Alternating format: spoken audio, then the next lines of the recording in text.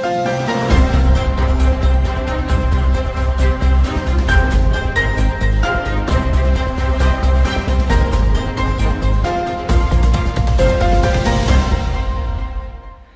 वालेकुम। अबरार रशीद आपकी खिदमत में एक मरतबा फिर हाजिर है और आपसे दरख्वास्त है कि एक चैनल जिसका ऐड आपको आपकी स्क्रीन पर नजर आ रहा है, इसका लिंक डिस्क्रिप्शन बॉक्स में है, आप इसे जरूर सब्सक्राइब कीजिएगा। आपका बहुत बहुत शुक्रिया। यूएई में केसेस की तादाद में, यानी कोरोना के केसेस की तादाद में रफ्ता रफ्ता इजाफा देखने में आ रहा है। गुज़श्ता 24 घंटों के दौरान 92 केसेस रिपोर्ट हुए और अच्छी बात यह है कि अभी तक कोई मौत वाक़ई नहीं हुई। लेकिन जो कोरोना के हवाले से जो यूएई में इसराइल के वज़ीर आज़म ने दौरा किया है, असल मौजू मेरा वो है।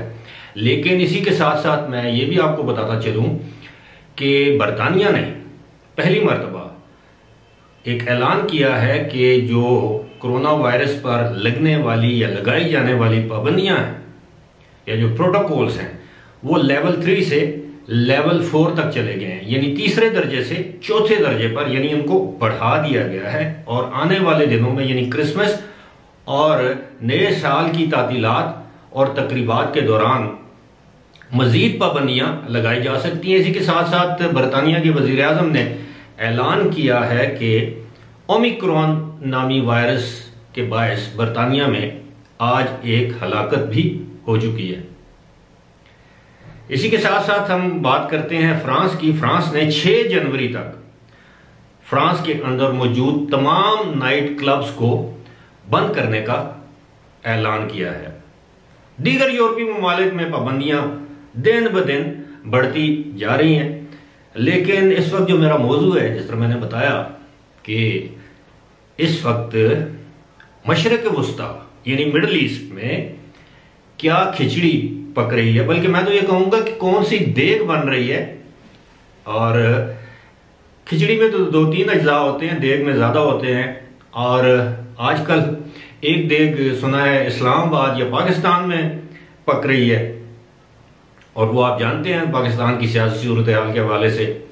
और ये जो मशरक़ वुस्ता में आपने देखा है कि मैंने अपनी वीडियोस भी इस पर बनाई हैं, और आप जानते हैं कि चंद दिन पहले सऊदी अरब के वली अहद शहजादा मोहम्मद बिन सलमान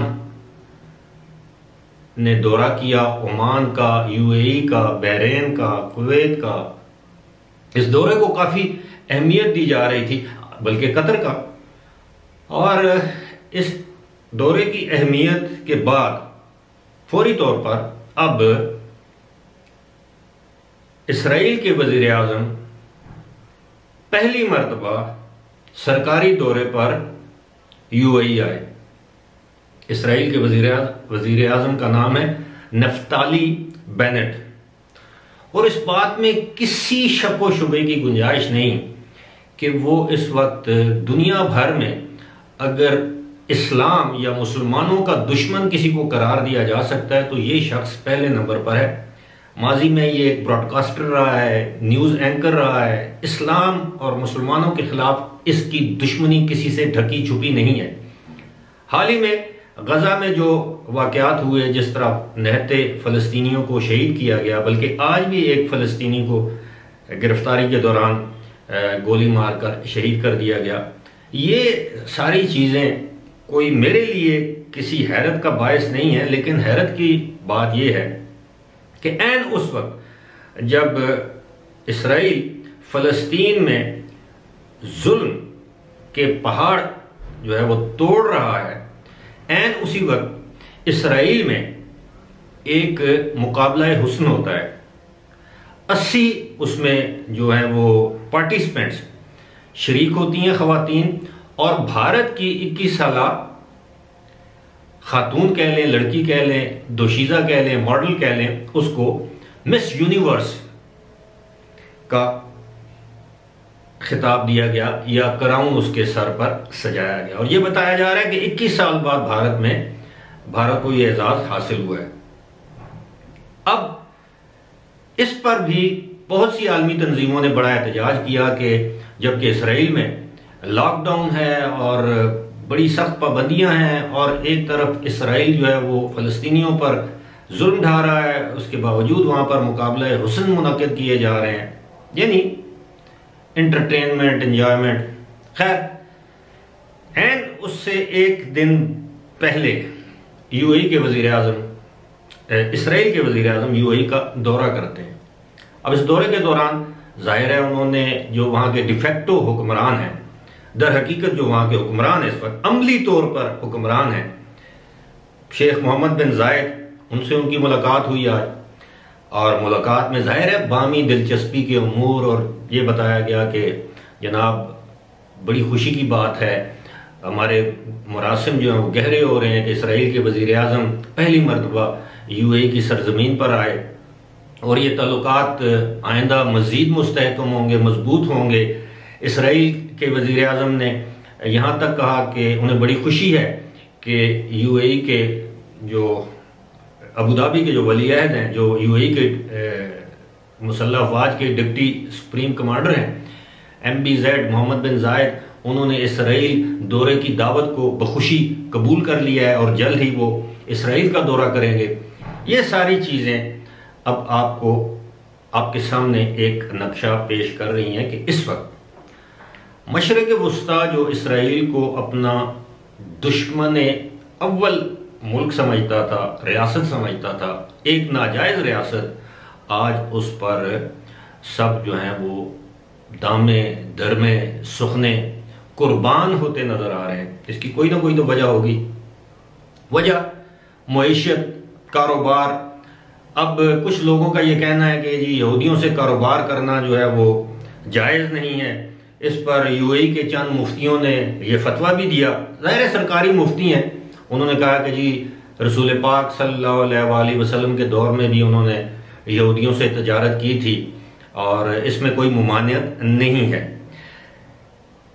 लेकिन मेरी समझ में ये नहीं आता कि यहूदियों से तजारत अगर जायज़ है बअम्र मजबूरी, तो यहूदियों से याराना दोस्ती और उनको गले लगाना, और वो भी मुसलमानों के खून का सौदा करके आप यहूदियों को अपने घर में बुलाएं, तो दीगर मुसलमानों की दिल आज़ारी तो होती है। अब इस हवाले से मैं आपको एक छोटी सी मिसाल देता हूं कि आपका अगर कोई दुश्मन हो, सबसे बड़ा दुश्मन हो, खुदा न खास्ता उसने आपके घर में कत्ल किए हों, आपके खानदान के लोगों को मारा हो, और कोई आपका दोस्त, अजीज, रिश्तेदार, चाहने वाला उसी शख्स को अपने घर दावत पर बुलाए, खुश आमदेद कहे, वेलकम कहे, उसकी आओ भगत करे, खिदमत करे, तो आपके दिल पर क्या गुजरेगी?